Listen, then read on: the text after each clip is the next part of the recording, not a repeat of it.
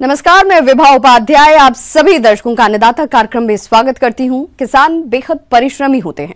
वे खेतों में जी तोड़ मेहनत करते हैं, जो अनाज, फल और सब्जियां उगाते हैं। हमारे देश की अर्थव्यवस्था का लगभग समूचा भार इन्हीं के कंधों पर है। ऐसे ही भारतीय किसानों को खेती बाड़ी से जुड़ी हुई बहुत सी नई, रोचक और लाभकारी जानकारियां देने के लिए हर रोज सुबह हम आपके साथ होते हैं। तो चलिए, कार्यक्रम शुरू करने से पहले देखते हैं क्या है अन्नदाता के आज के कार्यक्रम में। आलू खुदाई यंत्र किसानों के लिए है काफी उपयोगी।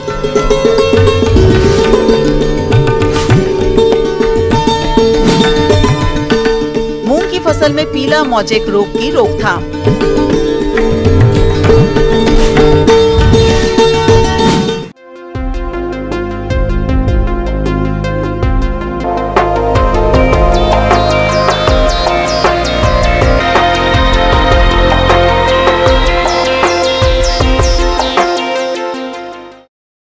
प्रदेश के जिन किसान भाइयों ने आलू बुवाई की थी, उनकी फसल इस समय खुदाई योग्य तैयार है और अक्सर ऐसा देखा गया है कि किसान आलू की खुदाई का कार्य मजदूरों द्वारा करवाते हैं, जिसमें मजदूरों की समस्या तो रहती ही है, साथ ही खुदाई का लागत खर्च भी अधिक आता है। किसानों की इन्हीं सब समस्याओं को देखते हुए कृषि वैज्ञानिक ने आलू खुदाई यंत्र को विकसित किया है। तो ये यंत्र किसानों के लिए किस प्रकार उपयोगी है और इसके क्या फायदे हैं, आइए जानते हैं केंद्रीय कृषि अभियांत्रिकी संस्थान भोपाल के मुख्य तकनीकी अधिकारी दिनेश कुमार दुबे। जिस विषय पर चर्चा करने जा रहे हैं वो है आलू खुदाई का यंत्र। इसको हम अंग्रेजी में पोटैटो डिगर बोलते हैं। साथियों, इस समय आलू की खुदाई का मौसम आ चुका है और आपको ये देखना है कि जब हमारी फसल की ऊपर की जो पत्ते हैं वो लगभग सूखने पर आ जाएं, तो हमें अनुमान लगना चाहिए कि वह आलू पकने पर आ गया है। आलू की फसल तैयार होने के बाद आलू की खुदाई करने का काम भी काफी मशक्कत वाला होता है, क्योंकि खेतीहर मजदूरों की कमी हर तरफ हो रही है। अगर मजदूर मिलते भी हैं, तो उनमें ज्यादातर अकुशल होते हैं और अकुशल मजदूर आलू की खुदाई ठीक से नहीं कर पाते, जिससे काफी आलू कट जाते हैं और मंडी में आलू की कीमत अच्छी नहीं मिल पाती। इसी काम को अगर आलू खोदने वाली मशीन से किया जाए तो कम समय और कम खर्च में अधिक जमीन से आलू की खुदाई कर सकते हैं। किसान भाइयों, इससे पहले हम जो है पोटैटो डिगर सेकर से आलू की खुदाई करते थे, जिसमें हम सिर्फ आलू की खुदाई करके उसको मिट्टी की ऊपरी सतह पर फैला देते थे, फिर हम लेबर के माध्यम से छटाई करते थे। इसमें हमारी श्रम शक्ति ज़्यादा लगती थी। किसान भाइयों, प्रायः हमने देखा है कि किसान कल्टीवेटर या डकफुट कल्टीवेटर में से ही खुदाई कर देते हैं। उससे आलू की गहराई का अनुमान नहीं लग पाता है और आलू जगह जगह कट जाते हैं और कभी गहरा लगने से, उसके ढेले निकलने से और आलू जो है फैल जाता है, जिससे कि बड़े ढेले होने से आलू को छांटना मुश्किल हो जाता है। तोड़ करके निकालने से आलू जो है कुछ नुकसान भी होता है और उसमें समय और लागत ज़्यादा लगती है। इसलिए डिगर सेकर के स्थान पर अभी जो है पोटैटो डिगर, जिसमें कन्वेयर सहित, जिसके माध्यम से हम आलू की खुदाई का कार्य और उसके अलग अलग स्प्रेडिंग करने का कार्य भी, जिससे मिट्टी और आलू अलग हो जाता है। साथ में ये कन्वेयर के माध्यम से जब पीछे जाता है तो इसमें एक फ्लॉपी लगी रहते हैं साइड में कवर, जिनके माध्यम से हम लगभग 1.25 मीटर की विड्थ से आलू खोद करके 50 सेंटीमीटर की चौड़ाई में उसको बिछा देते हैं, जिससे 1-2 दिन तक आलू को खेत में रखा रहने देते हैं। उसकी नमी और मिट्टी झड़ जाती है। इसके बाद हम आलू को उठाते हैं। इसमें हमें लेबर भी कम लगती है, साथ ही छटाई में समय कम लगता है और कृषि लागत घटती जाती है। मशीन के द्वारा आलू खुदाई करने पर आलू साफ सुथरा भी निकलता है। आलू खुदाई यंत्र को पोटैटो डिगर भी कहते हैं। केंद्रीय कृषि अभियांत्रिकी संस्थान द्वारा तैयार आलू खुदाई यंत्र एक साथ 2 लाइनों की खुदाई करता है। यंत्र में 2 तलेवार फाल होते हैं जो मिट्टी को काटते हैं। इसमें नीचे एक जालीदार यंत्र भी लगा होता है जो मिट्टी में घुसकर आलू को मिट्टी के अंदर से निकालकर बाहर करता है। इसके साथ ही इस यंत्र पर एक बेड लगा होता है जिस पर आलू जाल के घेरे से निकल कर गिरता है। यह बेड लगातार हिलता रहता है। इस बेड के हिलने से मिट्टी के ढीले टूटकर नीचे गिर जाते हैं और साफ आलू खेत के मिट्टी की सतह पर गिरता है। इसके बाद मजदूरों की सहायता से आलूओं को बिनकर खेत में जगह जगह इकट्ठा कर लिया जाता है और आखिर में सभी ढेरों से आलू इकट्ठा करने के बाद एक जगह पर बड़ा ढेरा बना लिया जाता है। इसमें अलग अलग तरह के मॉडल हैं, छोटी से लेकर बड़ी, कई 3 तरह के अलग अलग साइज के ट्रैक्टर के कैपेसिटी के अनुसार यह यंत्र मिलते हैं।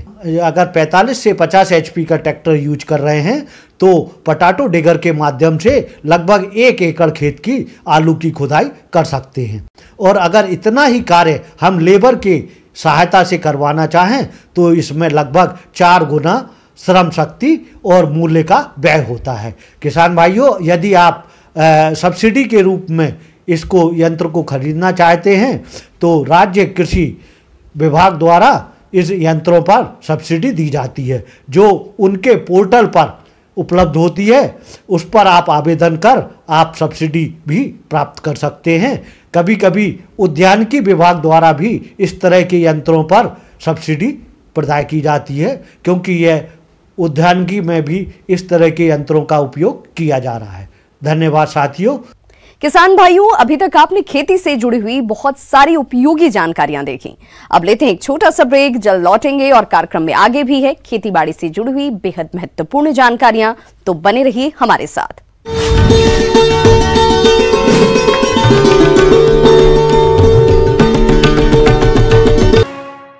ब्रेक के बाद आप सभी दर्शकों का अन्नदाता में एक बार फिर से स्वागत है। चलिए रुक करते हैं अपनी अगली कड़ी की ओर।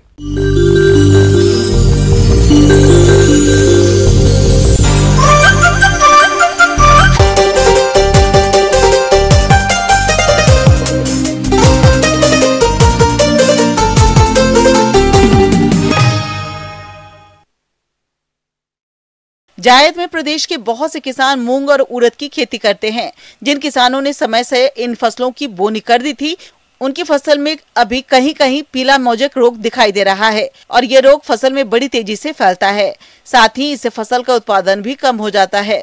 ऐसे में रोग की पहचान कर इसका नियंत्रण कैसे करें, इस बारे में बता रहे हैं कृषि वैज्ञानिक डॉक्टर भूषण प्रसाद।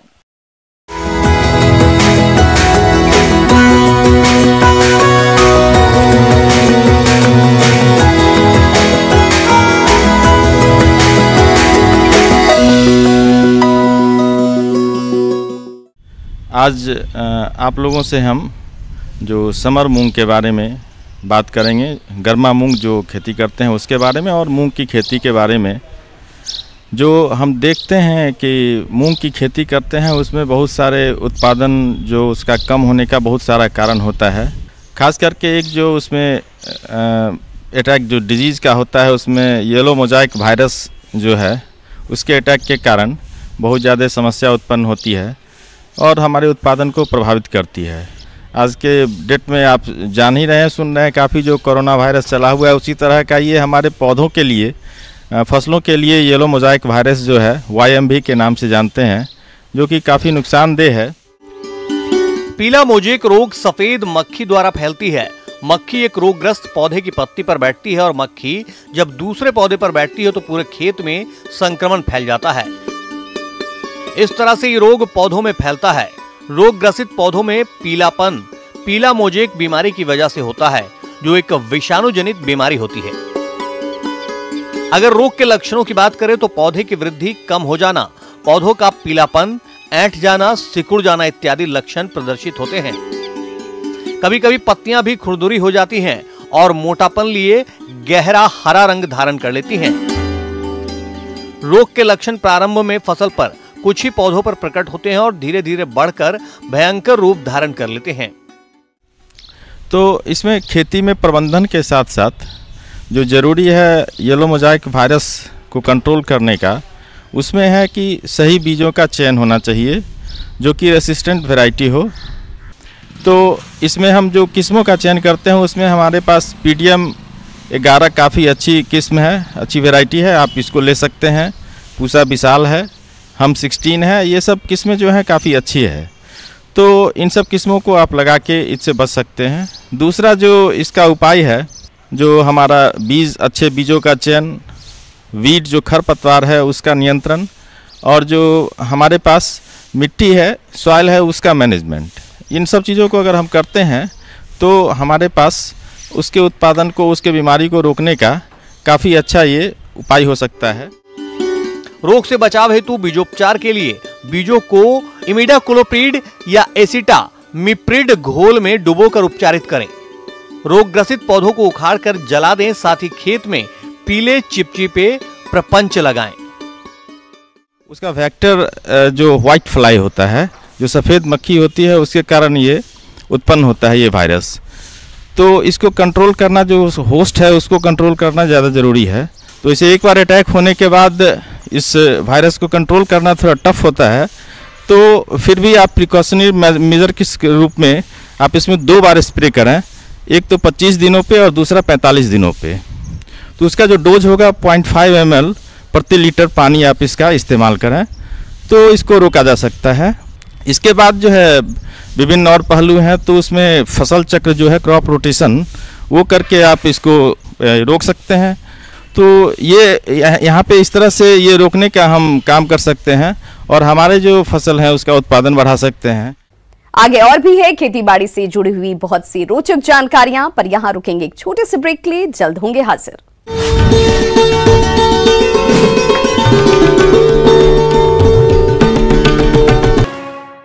ब्रेक के बाद एक बार फिर से आप सभी दर्शकों का अन्नदाता कार्यक्रम में स्वागत है। बढ़ते हैं अपनी अगली प्रस्तुति की ओर।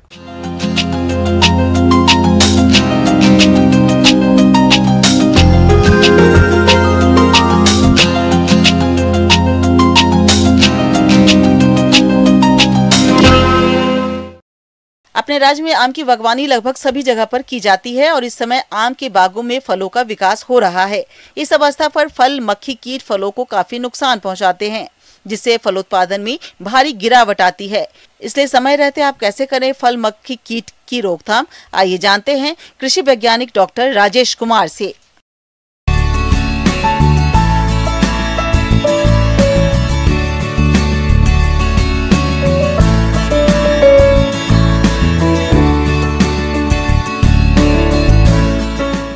किसान भाई नमस्कार। आज हम लोग देख रहे हैं कि जो आम की इतनी ज़्यादा खेती हो रही है, उसमें सबसे ज़्यादा इस समय अगर कीटों की बात करें तो सबसे मुख्य कीट इसमें फल मक्खी का आक्रमण होता है। तो फल मक्खी जो हम लोग देखते हैं कि बैक्टोसेरा डोर्सालिस इसमें सबसे प्रमुख जो है फल मक्खी है। ऐसे तो इसकी 30 प्रजाति है जो फलों को नुकसान पहुंचाती है। फल मक्खी आम के फल को क्षति पहुंचाने वाला अत्यंत गंभीर नासी कीट है। इसके प्रकोप की वजह से आम के निर्यात में गंभीर समस्या उत्पन्न हो गई है।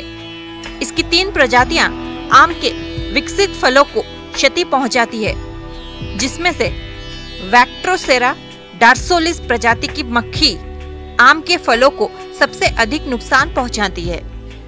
ये कीट उत्तर भारत में नवंबर से मार्च तक शीतकाल में प्यूपा की अवस्था में सुप्तावस्था में रहता है और वसंत ऋतु के अंत में जब फल पकने वाले होते हैं उन पर इस मक्खी का प्रकोप दिखाई देता है। ये मक्खी क्या करता है कि फल में छेद करके जो उनका ओविपोजिटर है उसमें वो क्या करता है, पोजिटर के द्वारा एक होल बनाता है और वहाँ पर एक जो है अंडे को छोड़ देता है। बाद में वो सीमेंट कलर हो जाता है और वहाँ से हैच करके वो अंदर अंदर फलों को खाते रहता है। जब वो फल पकने की अवस्था आती है तो उस समय हम लोग देखते हैं कि जो फल है उसमें काले रंग के धब्बे पड़ जाते हैं और उसके बाद जब उसको तोड़ करके देखा जाता है तो उसमें काफ़ी संख्या में मैगोट मिलते हैं और वो मिलने से उनका जो है गुणवत्ता काफ़ी खराब होता है, बाजार में उसका मूल्य भी कम मिलता है। ग्रीष्म काल में इसकी संख्या में अत्यधिक वृद्धि हो जाती है। इस कीट का आम के अलावा दूसरे फलों पर भी प्रकोप होता है। मार्च में अमरूद के फलों पर इसका जीवन चक्र चलता है। इस कीट की मादा मक्खी विकसित फलों में छेद कर अंडे देती है। इन दिए अंडों से निकली गिडार फल के गूदे का भक्षण कर उसे पकने से पहले ही सड़ा देती है। वैसी परिस्थिति में किसान भाई को जो है मैं यह सलाह देना चाहूँगा कि अगर किसान भाई उसको शुरुआती स्तर से अगर उसको अपने फसल को बचा सकते हैं तो उसके लिए उनको जो है 2-3 मेथड है। उसका व्यवहार करें तो निश्चित रूप से उसमें वो फल मक्खी से बचा सकते हैं। सबसे पहला जो है वो बाज़ार में इसके लिए फ्रूट फ्लाई कैचर आता है। फल मक्खी को पकड़ने के लिए जो है वो कैचर है, कैचर का व्यवहार कर सकते हैं।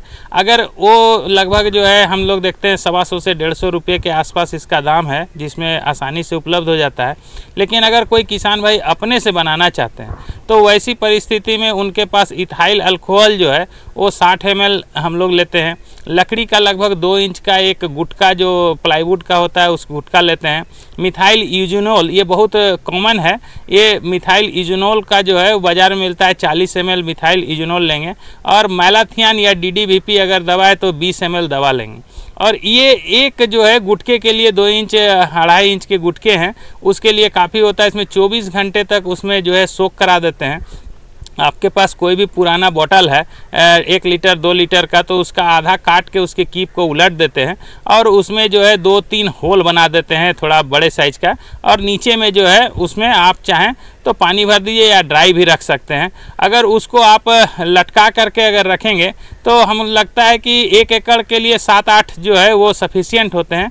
आप अगर उसमें लगा करके रखें तो लगभग 1 महीने तक इसमें से जो मिथाइल यूजोनोल है उसका जो गंध निकलता है, तो जितने भी उसमें मादा का गंध होने के वजह से नर जो है जो मक्खी है वो आकर्षित होती है। और चूंकि इसमें कीटनाशक मिला हुआ है तो उसमें वो सट करके और उसमें बैठता है, तो वहाँ पर उसकी मतलब मृत्यु हो जाती है। नर मादा आपस में मिलता नहीं है तो वो अंडे उसमें जो है वो देते नहीं है। दूसरा जो है अगर हम लोग मान लीजिए अभी जो है जैविक की बात करते हैं तो कोई चाहते हैं कि हम लोग जो है कीटनाशक का व्यवहार नहीं करें, तो वैसी परिस्थिति में आप आसानी से क्या कर सकते हैं कि उसके पास जो है 20 से 30 ग्राम गुड़ है और उसमें 20 से 30 ml जो है हम लोग सिरका मिला देते हैं। और सिरका मिला करके और उसी तरह का बोतल में अगर हम लोग भर के रख दें तो उससे हमारा जो है वो फल मक्खी का को हम लोग आसानी से नियंत्रण कर सकते हैं। अगर हम लोग देखें तो लगभग 40 से 50% जो है अगर फलों की क्षति जो है सिर्फ आप घरेलू प्रयोग है उसके द्वारा जो है हम लोग कर सकते हैं। नहीं तो आपको अगर कीटनाशक का अगर छिड़काव है तो मैलाथियन 50% आता है, उसका 2 से 2.5 ml उसमें जो है 10 से 15 ग्राम गुड़ मिला करके स्प्रे करें। लेकिन ये जो है उतना ज़्यादा कारगर नहीं है। अगर आप फल मक्खी का जो ट्रैप लगाएंगे उससे आप जो है अपना फल मक्खी से जो नुकसान हो रहा है उससे बचा सकते हैं। तो किसान भाई को मैं यह ज़रूर सलाह दूंगा कि आप जो है फल मक्खी से अपनी फसल को बचाना चाहते हैं तो ज़रूर जो है ट्रैप लगाएं और उस फंदा से जो है अपनी फसल को सुरक्षा प्रदान करें और अच्छी गुणवत्ता का फसल जो है वो बाज़ार में बिक्री करें।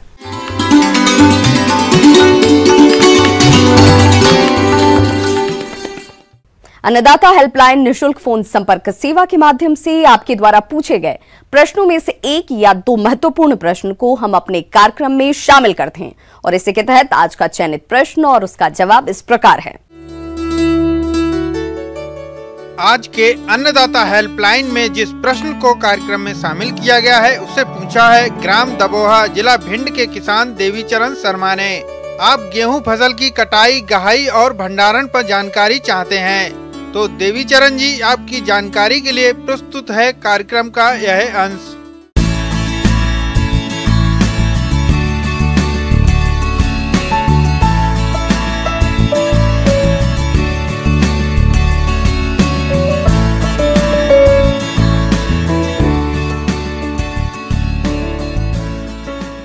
गेहूं की फसल हम देख रहे हैं, हमारे सामने खड़ी है, पकने के लगभग करीब है या पक चुकी है। कई जगह कटाई शुरू हो चुकी है। गेहूं का सबसे पहला तो रंग होता है। आप जब जैसे ये रंग देख रहे हैं हम बिल्कुल जो है ना पीला रंग है वो इंडिकेट है कि फसल पक चुकी है। और फिर भी देखना हो तो आप एक बाल तोड़िए, बाल के दाने निकालिए, दानों को देखिए।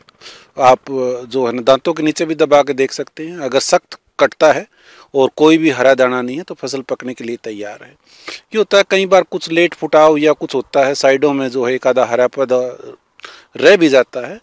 परंतु आपने जो ओपिनियन कटाई का बनाना है वो इस आधार पे बनाना है कि मेरी जो है ना फसल पक चुकी है तो इसकी कटाई। गेहूं की कटाई 2 तरीके से होती है। एक तरीका ये है कि किसान हाथ से कटाई करता है और फिर उसको थ्रेसर से जो है थ्रेसिंग करता है, तूड़ा निकल जाता है, गेहूं एक तरफ निकल जाता है। जहाँ तक हाथ की कटाई है वो थोड़ा सा फसल जो है अगेती कटाई की जाती है उसमें सबसे बड़ी सावधानी तो जैसे थ्रेसिंग के दौरान ये सावधानी रखें कि कहीं बड़े एक्सीडेंट होते हैं थ्रेसर में, कई बार जो है दुर्घटना होती है, जान तक चली जाती है, तो वहाँ सावधानी रखें कि हाथ दूर रखें, ज़्यादा वक्त तक काम ना करें, रोटेशन में काम करें। और एक जैसे कोरोना महामारी का प्रकोप था, वो पिछली बार भी हमने एडवाइजरी जारी की थी, तो थोड़ा झुंड में ना बैठें, थोड़ा सा सोशल डिस्टेंस मेंटेन करके रखें। कटाई भी करनी है तो थोड़ी सी लंबी लंबी स्ट्रिप में अकेले अकेले कटाई करें। तो हाथ की कटाई का परंतु हालांकि प्रोपोर्शन बहुत कम है, ज़्यादातर कंबाइन से कटाई होती है। कंबाइन से कटाई करने के लिए ये होता है कि फसल को थोड़ा सा ज़्यादा पकाना पड़ता है कि ताकि नमी ना रहे। हाथ से कटाई में तो फसल 2-3 दिन खेत में पड़ी रहेगी तो सूख जाती है, तो कंबाइन से कटाई होगी। कंबाइन से कटाई में ये है सावधानी किसानों को, जैसे सरकार ने मेरी फसल मेरा ब्यौरा इम्प्लीमेंट किया, सब अपना रजिस्ट्रेशन कराएं, जब SMS आए उसी हिसाब से कटाई करें ताकि सीधी फसल आपकी मंडी में जाए। और कंबाइन की कटाई में क्या है, कंबाइन की कटाई ऐसी स्टेज पे करें कि दाने में नमी ना हो। अगर नमी ज़्यादा है तो आपको मंडी में जाकर अनेक तरह की समस्याओं का सामना करना पड़ेगा।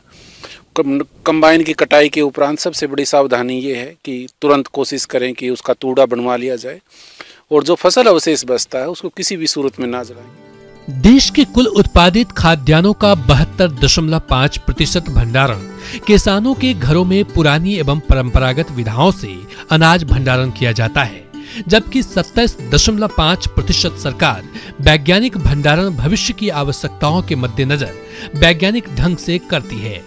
फसलों की कटाई के बाद अनाज को विभिन्न स्तरों पर क्षति होती है। भौतिक रूप से अधिक ताप या नमी से अनाज को नुकसान होता है, जिससे अनाज की पौष्टिकता में कमी आती है। आमतौर पर कीड़ों द्वारा 2.55%, कटाई मढ़ाई द्वारा 1.68%, सूक्ष्म जीवाणु एवं नमी से 0.68%, चूहों द्वारा 2.50%, पशु पक्षियों द्वारा 0.85%, यातायात से 0.15% तथा प्रसंस्करण से 0.92% क्षति होती है। इस प्रकार लगभग भंडारण ठीक प्रकार न हो पाने के कारण अनाज का लगभग 10% का प्रतिवर्ष नुकसान देश में होता है। अनाज भंडारण के पूर्व ध्यान दें। भंडारण गृह या गोदाम को साफ सुथरा कर दीवारों को चूने से पुताई करें। भंडारण घर का फर्श धुलकर अच्छे प्रकार से सुखा लेना चाहिए। दीवार, फर्श, छत को कोई छेद या दरार नहीं होना चाहिए। यदि है तो मरम्मत करें। भंडारण घर की सफाई के साथ कीटों के संक्रमण से मुक्ति कर लें। इसके लिए मेलाथियान 50 EC 1 मिलीलीटर प्रति 1 लीटर पानी में घोलकर घोल की 3 लीटर मात्रा से 100 वर्ग मीटर क्षेत्र की पुताई या छिड़काव करें। पुराने खाली बोरे, दीवारें, फर्श, पट्टियों, लकड़ी के तख्ते आदि कीटनाशक से छिड़काव द्वारा कीट संक्रमण से मुक्त करें। भंडारित अनाज को भली प्रकार साफ कर लें। अनाज, भूसा, धूल, खरपतवार से मुक्त तथा कटा पिटा अनाज भी अलग कर लें। अनाज को कड़े धूप में सुखा लें और ठंडा करके भंडारित करें। भंडारित अनाज में 10 से 12% नमी होनी चाहिए।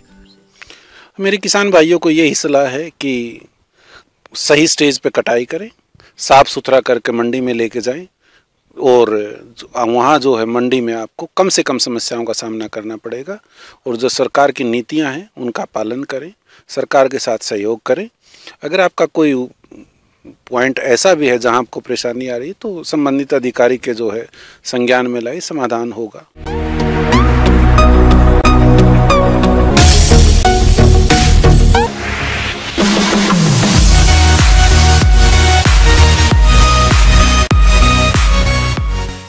आइए अब एक नजर डालते हैं राज्य के कुछ चुनी हुई मंडियों के प्रमुख फसलों के बाजार भाव पर।